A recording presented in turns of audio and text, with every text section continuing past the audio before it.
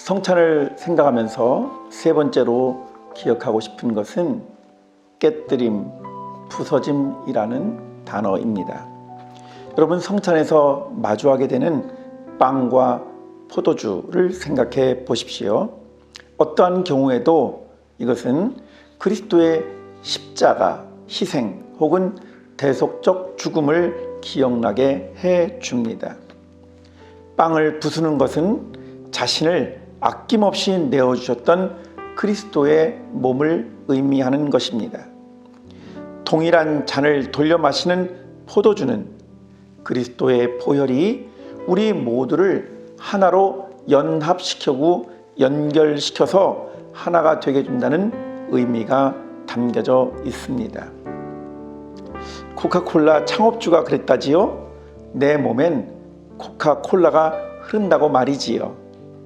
사실인지는 잘 모르겠지만 분명한 것은 그리스도인이야말로 이와 같은 표현을 더욱더 잘 나타낼 수 있을 것입니다.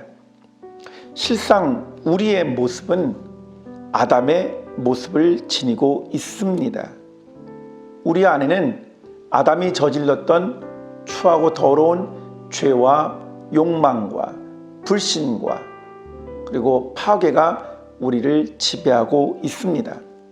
그런 우리를 주님께서 보혈의 피값으로 사셨고, 심지어는 우리야말로 성령이 거하는 전인 줄을 알지 못하느냐, 이렇게 말씀해 주지 않으셨습니까? 고린도전서 3장 16절, 고린도전서 6장 19절의 말씀을 대할 때마다 우리는 놀라운 은혜의 선포를 듣게 됩니다. 이러한 사실들을 통해서 그리스도인들의 생활 방식은 무조건 자기를 부정하는 것으로부터 시작된다는 것을 가르쳐 줍니다. 무조건 자기를 부인하는 것, 이러한 것이 없이는 하나님을 만날 수도, 하나님의 놀라운 은혜와 사랑 앞에 감히 설 수도 없습니다. 그래서 성경에 보시면 자기를 부인할 것, 자기를 부정할 것에 대해서 계속해서 우리들에게 지시하고 있는 것입니다.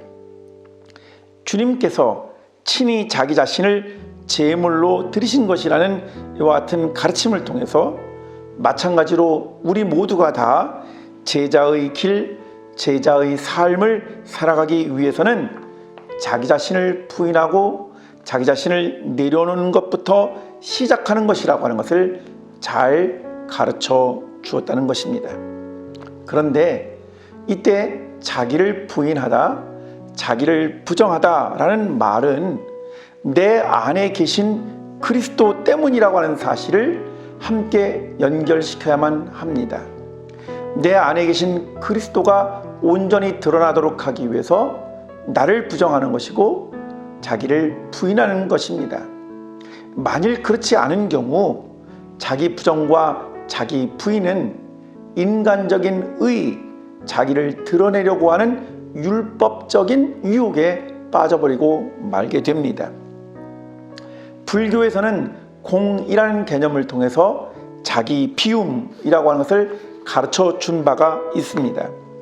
유교에서는 도덕 군자로 나아가기 위해 겸손을 가르치면서 자기 부인과 유사한 또는 자기 부인과 흡사한 그와 같은 가르침을 가르쳐주고 있습니다.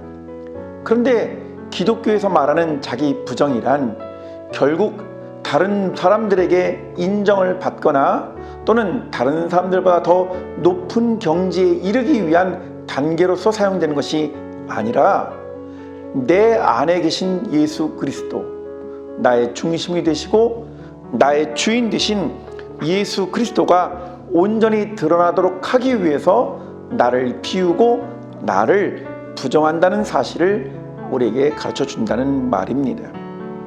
참 주인이신 예수 그리스도가 우리 안에서 살아 계실수록 우리의 옛 모습으로부터 우리는 자유와 해방을 경험하게 됩니다. 내세울 것도 자랑할 만한 것도 없기 때문에 예수 그리스도 안에 있는 사람들은 다른 사람을 평가하거나 판단하지 않습니다. 그런즉 누구든지 예수 그리스도 안에 있으면 더 이상 정죄함이 없다라고 사도 바울이 로마서 8장 1절에서 말했던 것처럼 우리는 그 어느 누구에게도 우리 자신을 부인하고 부정했기 때문에 판단을 받거나 또는 평가를 받을 이유가 없습니다. 그래서 사도 바울은 한 걸음 더 나아가 우리는 아무에게도 예속되지 않은 참 자유인입니다 라고 말했던 것입니다. 바로 이렇게 죄와 또 곤고함과 우리를 억압하는 모든 율법적인 것으로부터 참된 자유와 해방을 경험한 자만이 진정으로 예수 그리스도를 중심에 모실 수 있고 그분의 능력과 권세에 힘입어서 다른 사람을 내 이웃으로 또 다른 사람을 내가 섬길 만한 이로 그렇게 우리가 세움을 해나갈 수 있다는 것입니다.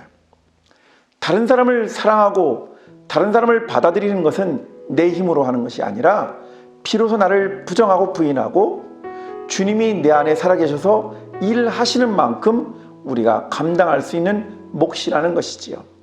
그래서 사도 바울은 우리 가운데 더 이상 정죄함이 없다에 머물러 있지 않습니다. 따라서 우리도 다른 사람들을 함부로 평가하거나 판단하지 않을 뿐만 아니라 우리가 자유인이라고 해서 우리 멋대로 살아가는 것이 아니라 오히려 그렇기 때문에 그 참된 자유함을 가지고 기꺼이 세상과 사람들을 섬기는 종 노릇의 모습을 감당해야 된다고 가르쳐 주는 것입니다. 이것이 바로 자기를 부정한, 자기를 부인하는 제자들의 삶의 원리인 것입니다. 여러분, 이 순간 우리를 무겁게 하는 것들이 무엇인지 한번 돌이켜 보시기 바랍니다. 대개의 경우에는 우리 자신을 편하고 즐겁게 해줄 수 있다고 믿는 것, 그것 때문에 우리가 오히려 어려움을 겪는 경우가 참 많이 있습니다. 과학과 기술 세계의 발전은 놀라울 뿐만 아니라 때로는 경이롭고 아름답기까지 합니다. 그래서 어르신들은 종종 이런 말씀을 하시지요. 오래 살다 보니 이런 세상을 다 경험하게 되었구나 라는 말입니다. 하지만 이와 같은 감탄과 환호성의 배후에는 여전히 두려움과 불안이 엄습해 오고 있습니다. 왜 그렇다는 말입니까? 그것은 단순히 어떤 사람이 가진 성격 탓입니까? 아니면 세상을 바라보는 기준이 달라서 그런 것입니까? 즉 인생관, 세계관, 가치관에 따라서 사람들이 이 세상을 바라보는 기준이 다르다 이렇게 치부해버리면 그만입니까? 자본주의와 공산주의, 민주주의와 사회주의, 창조론과 유물론, 성선설과 성악설, 자유의지와 노예의지, 예정과 합리론 같은 것은 선택사항은 될 수 있을지 모르지만 우리 삶의 무게와 참된 문제들로부터 결코 자유롭게 해주지도 않고 벗어나게 해주지도 못합니다. 인생의 무게는 주님께 내어 맡길 때 비로소 해결될 수 있습니다. 주님을 알지 못하는 사람들은 그것이 인생의 종착역인 것처럼 그것은 곧 실패와 파국과 죽음을 의미한다고 생각하지만 우리는 성찬을 통해서 새로운 생명 가운데로 초대를 받는다는 사실을 깨닫게 되었습니다. 그래서 주님은 마태복음 11장 28절에서 이렇게 말씀하셨습니다. 수고하고 무거운 짐진 자들아 다 내게로 오라. 내가 너희를 쉬게 하리라. 나는 마음이 온유하고 겸손하니 나의 멍에를 메고 내게 배우라. 그리하면 너희 마음이 쉼을 얻으리라. 이는 내 멍에는 쉽고 내 짐은 가벼움이라 하시니라. 자기를 부정하는 것, 자기를 부인하는 것 쉬운 일이 아니지만 비로소 제자의 삶을 살아가기로 작정하고 주인 되신 예수 그리스도를 증거하며 자기를 내려놓는 그 순간 우리는 참된 삶과 안식 가운데 초청을 받습니다. 성찬 앞에 서는 것은 자기 부정을 통해서 올바른 방식으로 새로운 삶을 누리기를 원하는 놀라운 축복이요 초청인 것입니다. 이제 묻습니다. 성찬은 어떻게 받아야 할 것인가? 자기 자신을 부정하고 겸손하고 온유하신 예수님을 내 마음의 주인으로 모셔 드리는 것, 이게 성찬을 받는 길입니다. 아멘.